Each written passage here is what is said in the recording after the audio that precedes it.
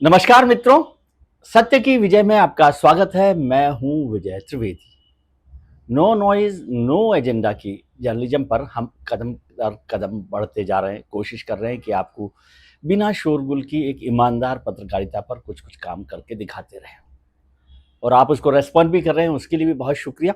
आप जिस तरह से प्यार दे रहे हैं, मोहब्बत कर रहे हैं, हमारे सब्सक्राइबर बढ़ रहे हैं, क्योंकि वो आपके आपके कहने पर दोस्तों के परिजनों को आगे बढ़ा रहे हैं, उसके लिए भी बहुत शुक्रिया।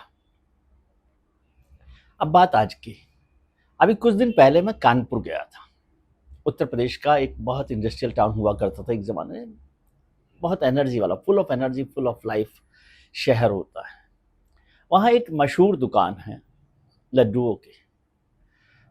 उसके यहाँ पर लिखा रहता है कि ऐसा कोई सगा नहीं जिसको हमने ठगा नहीं। बहुत कंट्रास्टिंग है, कंट्रास्ट है। क्या आप किसी दुकान पर ऐसा देख सकते हैं कि ऐसा कोई सगा नहीं जिसे हमने ठगा नहीं। लड्डू बहुत अच्छे बनते हैं। लेकिन मसला ये है कि ये याद क्यों आया मुझे। याद इसलिए आया साहब कि अभी पिछले 2-4 दिन से लगातार हमारे जो राजनीतिक दल हैं उनका मुसलमानों को लेकर प्रेम बढ़ गया है, मोहब्बत बढ़ गई है।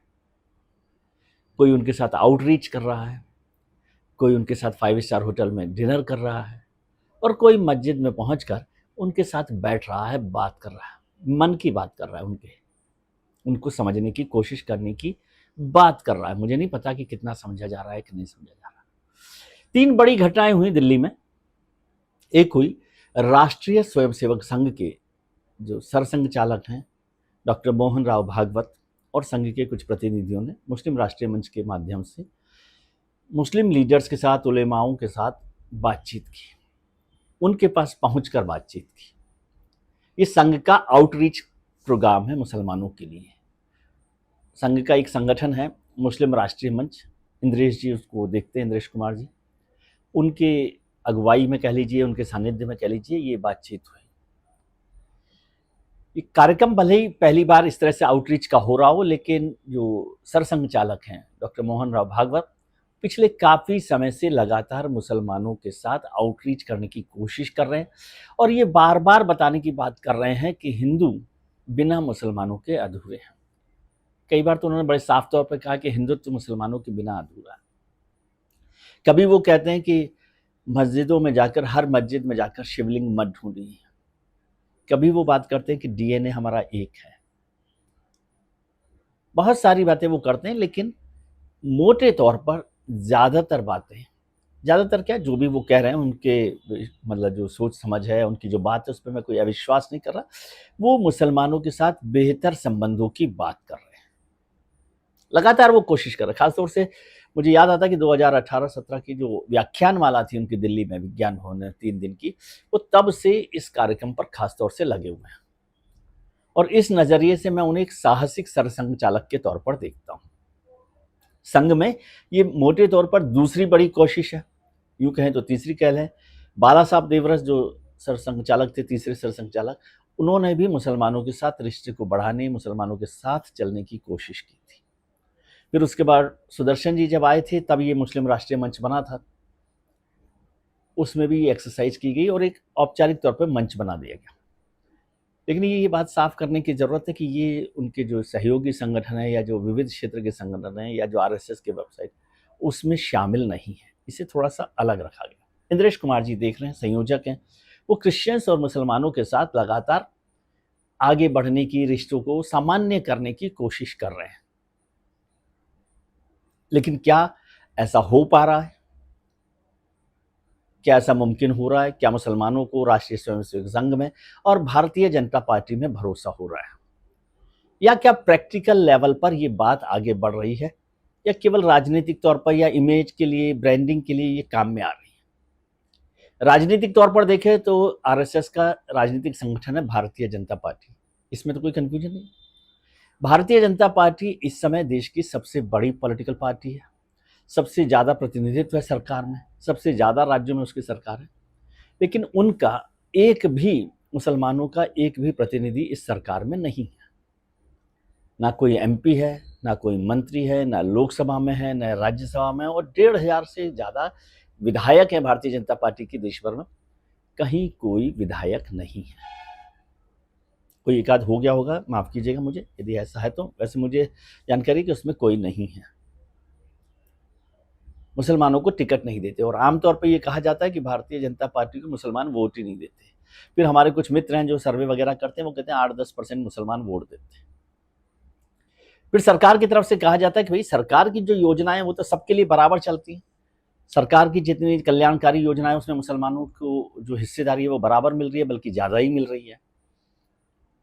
अब वैसे तो मैंने कोई देश में ऐसी सरकार नहीं देखी जो उनकी कल्याणकारी योजनाएं अलग अलग जातियों धर्मों को बांट के दी जाती हो।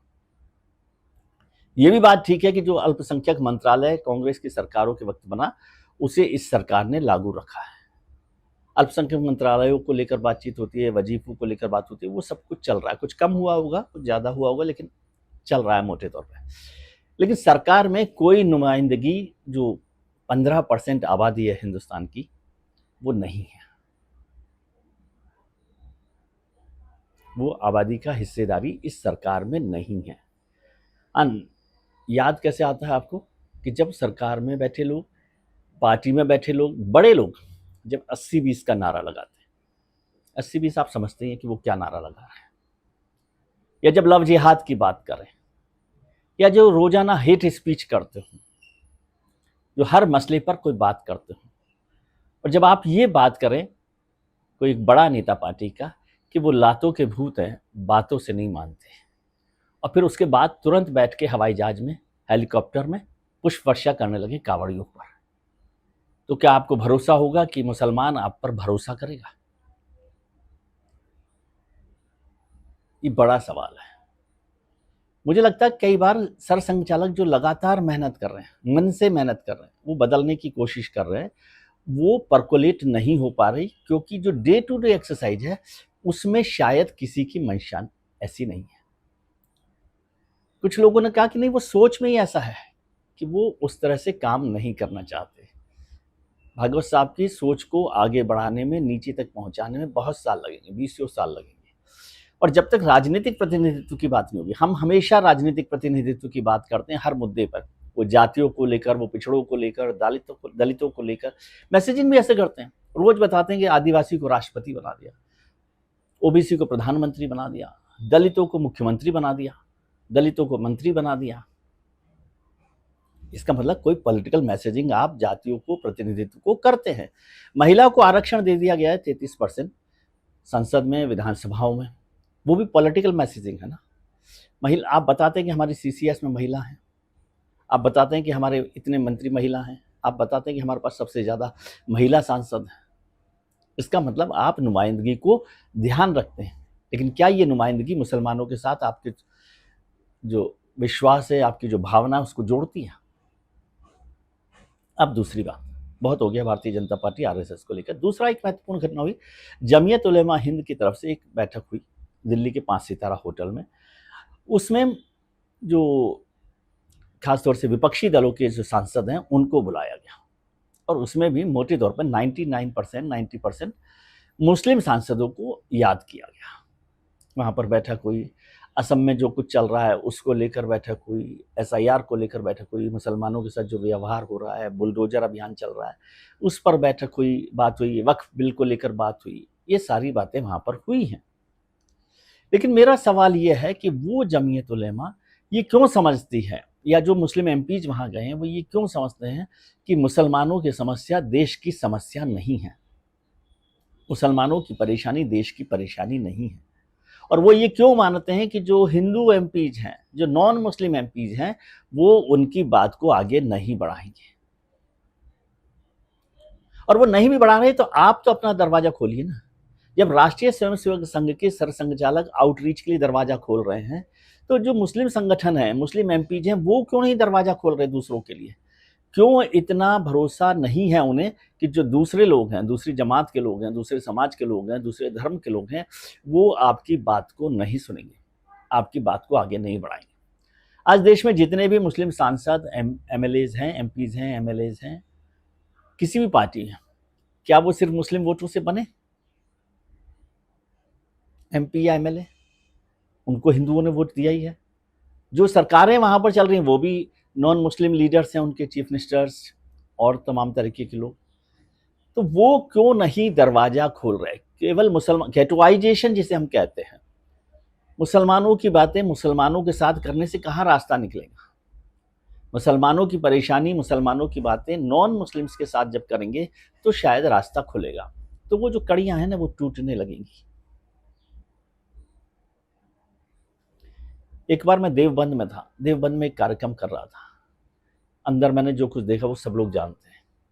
जब बाहर निकला तो बारिश हो रही थी और वो जो खूबसूरत इमारत है वो धुल गई थी, साफ हो गई थी, चमकने लगी थी। उसका जो संगमरमर था वो चमक रहा था। तो वो संगमरमर बाहर चमकता है बारिश से, क्या उस बारिश के अंदर जरूरत नहीं है? उस पर काम करने की जरूरत है। प्रवचन नहीं दे रहा हूं मैं, मुझे लगा ऐसा, देवबंद गया था इसलिए याद आया। फिर एक बैठक हुई मस्जिद में, अखिलेश यादव जी ने की। अखिलेश यादव जी, डिम्पल जी, कुछ और एमपीज वहाँ पर गए, अच्छी बात है, चाय पी ली, बात कर ली, ये सब ठीक है। लेकिन क्या, और फिर कहा गया कि अखिलेश यादव जी वो मस्जिद दिखाने गए थे। तो मेरे एक मित्र ने कहा आप बहुत अखिलेश जी का सपोर्ट करते हैं, सेकुलर लोगों का, वो राम मंदिर दिखाने क्यों नहीं ले गए अपने एमपीज को? राम मंदिर भी भव्य बना है, दिव्य बना है, नया बना है। अब इस सवाल का जवाब तो अखिलेश जी देंगे। लेकिन क्या अखिलेश जी मस्जिद में पहुंचकर अपने वोट बैंक को ज़्यादा मजबूत करने की कोशिश कर रहे हैं? और वो वोट बैंक को अब मजबूत नहीं कर रहे आप अखिलेश जी, आपको तो पता है कि मजबूरी है, वो कहाँ जाएंगे, आप ही के साथ रहेंगे। तो क्या दिखावा कर रहे हैं? क्यों नहीं आप ऐसा काम करते? बार बार बात होती है। एक बार आजम खान साहब थे, आजम खान साहब का इंटरव्यू कर रहा था। आजम खान साहब समाजवादी पार्टी के मजबूत नेताओं में से रहे। वो कह रहे थे कि कौन प्रधानमंत्री बनता है, कौन मुख्यमंत्री बनता है, तमाम तरीके। मैंने कहा क्या आप समाजवादी पार्टी में गारंटी दे सकते हैं कि आजम खान मुख्यमंत्री बन पाएंगे? सबसे मजबूत नेता। तो उनका मुझे क्यों फंसा रहे हैं आप? क्या पार्टी का अध्यक्ष बना रहे हैं समाजवादी पार्टी का मुस्लिम को अखिलेश जी? जब 6 सीटों पर टिकट देते हैं तो क्या मुसलमान को टिकट देते हैं? तो केवल भारतीय जनता पार्टी को, नरेंद्र मोदी को गाली देने से काम चल जाएगा? जो लोग आपको आपके बहाने से अपनी दुकान मजबूत कर रहे हैं, दुकान शब्द को इन्वर्टेड में डाल लीजिए, उन पर भी नजर रखने की जरूरत है। कानपुर की उस दुकान का वो नारा, वो स्लोगन याद रखिए, ऐसा कोई सगा नहीं जिसको हमने ठगा नहीं। तो ठगने वालों पर नजर रखिए, बैठ के करते रहिए, आउटरीच भी कीजिए, दरवाजे भी खोलिए, हवा आने दीजिए, खिड़कियां खोलिए, लेकिन उनसे सतर्क रहिए। वो लड्डू मीठे हैं, साफ कहा गया है कि ऐसा कोई सगा नहीं जिसको हमने ठगा नहीं। आज के लिए इतना ही। आप अपना ख्याल रखिए और उनका ख्याल रखिए जो आपका ख्याल रखते हैं। अपने परिजनों, मित्रों, रिश्तेदारों के साथ खुश रहिए, व्यस्त रहिए, मस्त रहिए, स्वस्थ रहिए। नमस्कार, आभार, प्रणाम।